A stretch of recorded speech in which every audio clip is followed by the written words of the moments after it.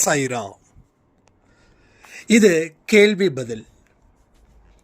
அன்பே சாயில நிறைய விஷயத்தை நாம் பேசுகிறோம்.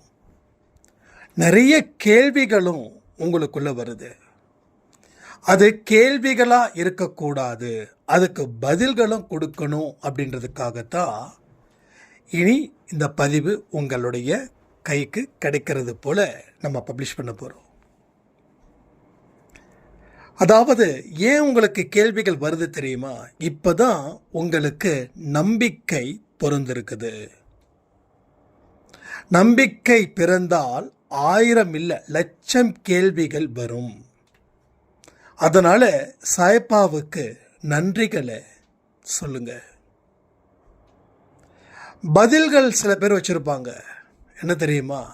அந்த பதில்கள் என் வாழ்க்கை முடிஞ்சிடுச்சு, என் வாழ்க்கை தோத்துட்டேன், இனி என்ன செய்ய சொல்கிறீங்க, இனி என்னதான் நான் செய்கிறது, இதெல்லாம் ஒன்று முடிவு பண்ணப்பட்ட பதில்களாக இருக்கும். முடிவு பண்ணப்பட்ட காரியங்கள் எதுவுமே தொடக்கம் இல்லை. முடிவு பண்ணது இஸ் அ எண்ட் கார்டு. ஆனால் ஆரம்பம் ஒரு கேள்விகள் மூலமாக உங்கள் வாழ்க்கையை ஆரம்பிக்குது. அதற்காக நீங்கள் கண்டிப்பாக சாயப்பாக்கிட்ட நன்றிகளை சொல்லணும். ஏன்னா நிறைய சாய்ராம் வாட்ஸ்அப்பில் கேள்விகள் கேட்குறீங்க, நான் பதில்கள் சொல்கிறேன். அப்போது அந்த மாதிரி கேள்விகளை, அதற்குண்டான பதில்களை தனிப்பட்ட முறையில் சொல்லாமல் அதை பொதுவாக ஒரு விஷயமாக கேள்வி பதிலாக உருவாக்கி சொல்லும்போது இன்னமும் உங்களுக்கு வாழ்க்கையை வாழணும் அப்படின்ற ஒரு எண்ணம், ஒரு நம்பிக்கை வரும் இல்லையா? ஸோ அந்த நம்பிக்கை வரணுன்றதுக்காக தான் கேள்வி பதில்களை நாம் இனி கொடுக்க போகிறோம்.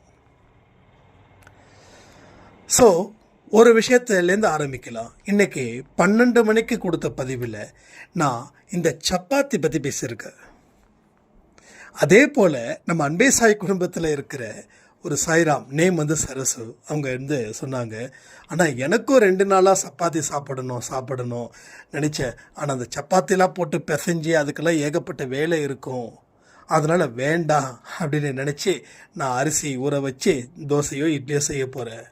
அந்த நேரத்தில் தான் இந்த 12 மணி பதிவை கேட்கும்போது எனக்கு ரொம்ப சர்ப்ரைஸாக இருந்தது. உங்களுக்கும் அப்படிப்பட்ட ஒரு விஷயம் இருக்குதுன்னு தெரிஞ்சும் அதை விமலாமா காயத்ரி அவங்களுக்கு அனுப்பின மெசேஜை பார்த்து எனக்கே மெய் சிலிர்ந்துருச்சு. என்னென்னா நடக்குது, அது எப்படின்னா அந்த மாதிரி ஒரு தாட் வருது அப்படின்னாங்க. ஸோ ஒரே ஒரு விஷயம், இந்த சப்பாத்தி அது இதை பற்றி பெருசாக ஒன்றும் வாழ்க்கை மாறப்போகிறது இல்லை. ஆனால் சப்பாத்திக்கும் சாயப்பாவுக்கும் ஒரு நெருங்கிய தொடர்பு இருக்குது. என்ன தெரியுமா? சாப்டர் 1 கோதுமை மாவு அரைக்கப்பட்டது. ஸோ எல்லா விஷயமும் ஆரம்பத்தில் சின்னதாக தான் தோணும். ஆனால் எதற்காக இந்த கருத்துக்களை அவர் முன் வைக்கிறார்ன்றது போக போக தான் தெரியும். ஸோ பகவத்கீதையில் சொன்னது போல் எது நடந்தாலும் அது நன்மைக்கேன்னு சொல்லியிருக்காங்கல்ல. அப்போ எல்லாமே ஆரம்பத்தில் சாதாரணமான ஒரு விடை தான் நமக்கு கிடைக்குது. ஆனால் போக போகவோ அதனுடைய ஆன்சர் ஒரு அற்புதமான வாழ்க்கைக்கு வழிவகுக்குது. ஸோ சாயப்பா நம்மக்கிட்ட சாதாரண விஷயத்துக்கு கூட காது கொடுத்து அதற்கு ஒரு பதிலை தராருன்னா, ஒரு மோசமான விஷயத்துக்கு நாம் ஒரு மோசமான சூழ்நிலையில் மாட்டிக்கிட்டு இருக்கும்போது அவர் கை கொடுக்க மாட்டாரா? இதெல்லாம் ஆன்மீகத்தில் இல்லாதவங்க, கடவுள் மேலே பெரிய அளவில் நம்பிக்கை இல்லாதவங்க, இதெல்லாம் சாதாரண விஷயம், இதுக்கெல்லாமா இது என்ன அது ரொம்ப இருக்குது அப்படின்னு சொல்லி பேசக்கூடியவர்கள் இருக்கிறாங்க. ஆனால் ஒன்று இந்த இடத்துல புரிஞ்சுக்கணும், ஒரு சின்ன விஷயத்துக்கு கூட அவர் செவி சாய்க்கிறார் அப்படின்னும் போது, ஒரு பெரிய ப்ராப்ளத்தில் நம்ம மாட்டிக்கிட்டு இருந்தோம் அப்படின்னா அவர் செவி சாய்க்க மாட்டாரா? இந்த மாதிரியான நம்பிக்கையை ஏற்படுத்துவதற்கு தான் இந்த மாதிரி சில சின்ன சின்ன விஷயத்தில் கூட நான் உன் கூட தான் இருக்கேன், உன்னுடைய புலம்பல்களையும் உன்னுடைய தேடுதல்களையும் நான் தினம் தினம் கேட்டுக்கொண்டுதான் இருக்கிறேன். நீ தான் என்னை கண்டுக்காமல் இருக்க. அதனால் நீ கண்டுக்கணுன்றதுக்காக தான் சின்ன சின்ன விஷயத்தில் கூட நான் உன்னோட வாழ்க்கையில் தலையிட்டுருக்கேன். இனி உன்னுடைய வாழ்க்கையை நான் தான் வாழ போகிறேன். நீ என்னுடைய கருவியாக இருந்தால் மட்டும் போதும். நாமெல்லாம் ஒரு கருவி. நம்மளுடைய ஒட்டுமொத்த வாழ்க்கையையும் அவர் கையில் ஒப்படைச்சிட்டோம் அப்படின்னா நம்ம எவ்வளவு பெரிய சந்தோஷமான ஆனந்தமனமான ஒரு வாழ்க்கையில் வாழ்வோமோ அந்த வாழ்க்கை நமக்கு கிடைக்கும். உங்கள் வாழ்க்கை என்றைக்குமே பூர்த்தி ஆகணும். ஆரம்பம் எப்படியோ அதே போல் முடிவும் சந்தோஷமாக இருக்கணும். ஆரம்பம் மட்டும் நல்லா இருக்குது, முடிவு மோசமாக இருக்குது. ஸோ இனி முடிவு ஆரம்பம் எவ்வளவு சந்தோஷமாக இருந்ததோ அதை விட நம்ம வாழ்க்கையோட எண்டு இன்னும் சந்தோஷமாக இருக்கணும். வந்தார், வாழ்ந்தார், எவ்வளவு செஞ்சுருக்காரு இந்த மனுஷன். எத்தனை பேரோட வாழ்க்கையை மாற்றிருக்காரு, எத்தனை பேருக்கு உதவிகள் செய்திருக்காரு. இந்த மாதிரியான ஒரு அடையாளத்தை நீங்கள் இந்த பூமியில் விட்டுட்டு போகணும். அப்போ கடவுள் இருக்கிறாரு. ஒரு சாதாரண விஷயத்துக்கு கூட பதில் சொல்கிறவர் தான் என்னுடைய சாயப்பா.